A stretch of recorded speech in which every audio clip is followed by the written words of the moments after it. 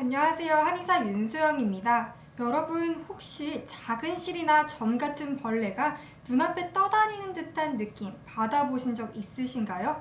한의학에서는 이를 날비자에 모기 문자를 써서 비문증이라고 기록을 해두었는데요.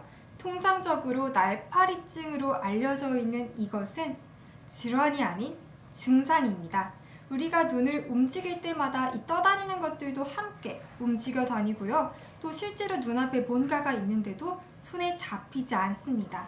비문증은 그 원인에 따라서 그리 심각한 문제가 아닐 수도 있지만 눈앞에 계속 뭔가가 보인다라는 점에서 심리적으로 굉장히 힘들게 하는 증상이죠. 이제 이어서 이 비문증의 원인은 무엇이 있는지 알아보도록 하겠습니다. 이 비문증의 대부분의 원인은 바로 자연스러운 눈의 노화와 함께 더불어서 일어나게 됩니다. 우리의 눈은 이 말랑말랑한 눈알의 구조를 유지하기 위해 그 안에 무언가가 채워져 있어야 하는데요. 그 채워져 있는 물질이 갖추어야 하는 조건에는 크게 두 가지가 있습니다. 첫 번째는요, 통과하는 이 투과되는 빛을 가리면 안 되기 때문에 투명해야 하고요. 눈알 구조 자체를 유지하고 형태를 어그러뜨리지 말아야 하기 때문에 탄력이 있어야 한다는 이 두 가지 전제 조건을 갖추어야 합니다. 우리는 이 구성물을 유리체라고 부르게 되는데요. 이 유리체는 마치 젤리와 같은 형태를 띠고 있죠. 이 젤리 같은 우리의 눈은 어떻게 구성이 되어 있을까요? 이 유리체는요, 세 가지로 구성이 되어 있습니다. 대부분은 아시다시피 수분으로 구성이 되어 있는데요. 우선 뼈대 구조를 이루는 콜라겐 섬유가 있고요. 이 콜라겐 섬유가 다당류죠. 수분을 끌어당기는 다당류의 히알루론산과 결합이 되어서 그물망과 같은 구조를 이룹니다. 우리의 눈은 약 수분이 90%를 차지한다라고 하는데요. 이 그물망 구조가 수분을 가두고 있는 구조를 띠고 있습니다. 보통 노화가 된다라고 하면 언제부터라고 생각을 하세요? 보통 중년 이후니까 40대 정도 되어야 노화가 시작된다라고 생각을 하시죠. 그런데 유리체의 노화는 그렇지 않습니다. 굉장히 빨리 일어나게 되는데요. 유리체는 처음 생겨난 후 약 5년 후부터 노화가 시작된다고 합니다. 이렇게 유리체의 노화가 시작되면요, 눈으로 들어오는 빛이 활성산소를 만들어내게 되는데 이 활성산소가 유리체의 결합 구조를 끊어내 버립니다. 그래서 물이 분리되어 나오게 되는데요.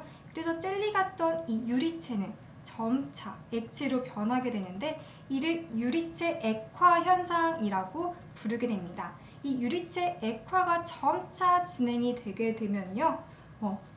시신경에 강하게 부착되어 있던 부분도 떨어져 나오게 되는데요. 이를 후유리체 박리라고 부르게 됩니다. 이렇게 유리체가 떨어져 나오게 되면 눈 속의 공간에 찌꺼기가 되어 떠다니게 되는데요.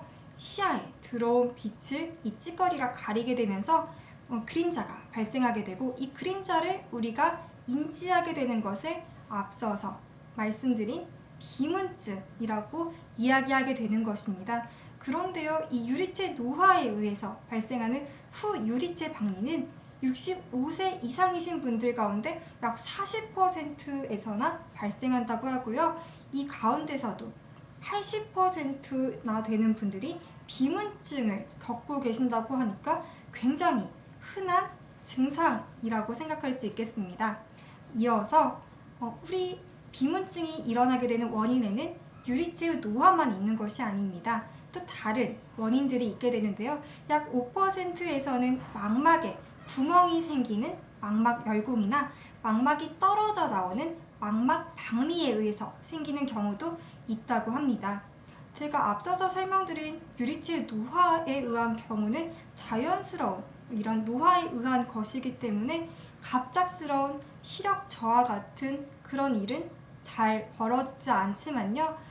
망막 박리, 또 망막 열공 같은 것이 원인이 된 경우에는 심하면 실명까지도 이를 수 있게 하는 안과의 주요 질환이기 때문에 정밀 검사를 꼭 받아보셔야 하고, 만약에 이것이 원인이다 했을 경우에는 빠른 수술이 필요한다고 하니까 꼭 기억해 두셔야겠습니다.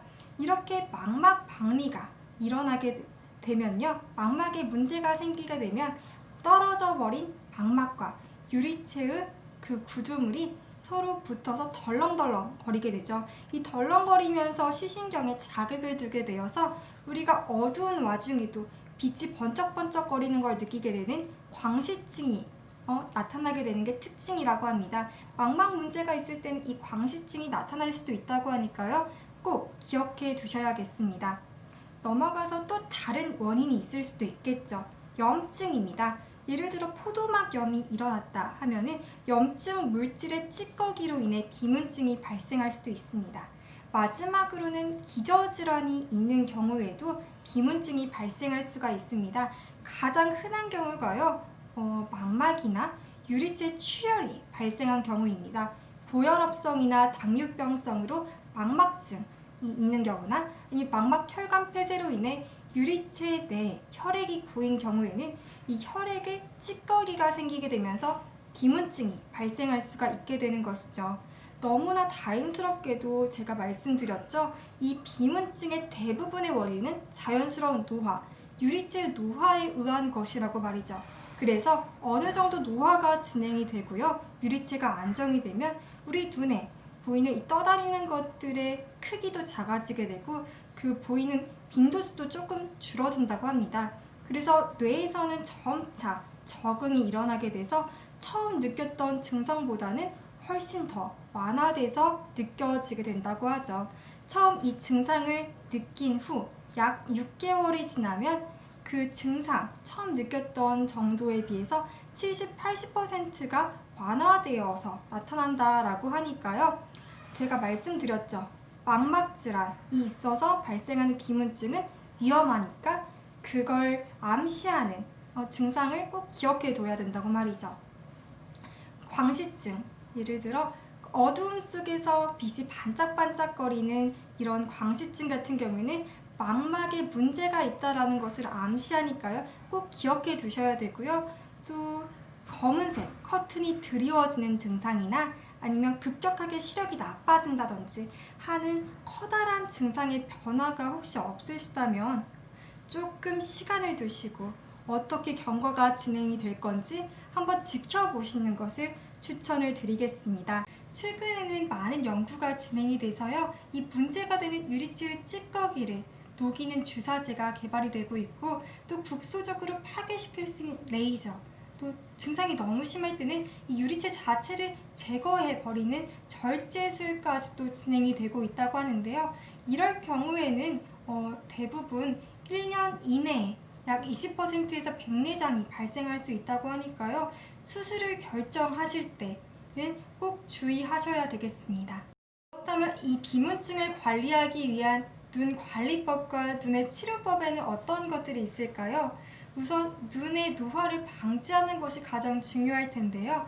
안구 건조증 같은 경우에는 눈의 노화를 촉진시킨다고 하니까요. 눈 주변부를 수시로 마사지해주고 따뜻하게 온찜질 해주는 습관을 들이는 것이 가장 좋겠습니다.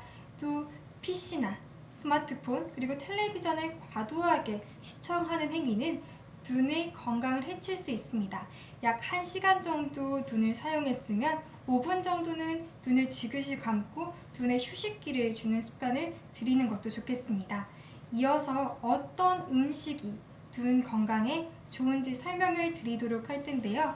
우선 여러분들 컬러푸드라고 들어보셨죠? 자연계 내에서 굉장히 색소가 강한 이 식품들은 항산화 성분이 많다라는 말 들어보셨을 겁니다. 예를 들어 베리류 같은 경우는 안토시아닌이 들어있고요. 또 가재, 갑각류 같은 경우에는 빨간색 색소인 아제잔틴이 들어있죠. 베타카로틴이 풍부한 녹황색 채소에도 이렇게 항산화 물질이 풍부하다고 하니까요. 이 항산화 물질은 눈에 영양분과 혈액을 공급해서 피로도를 낮춰준다고 하니 꼭 찾아 드셨으면 좋겠습니다. 두 번째로는 아마 많이 들어보셨을 거예요. 가장 대표적인 눈의 영양제죠. 바로 레티놀인데요. 이 레티놀은 비타민 A와 동의어입니다.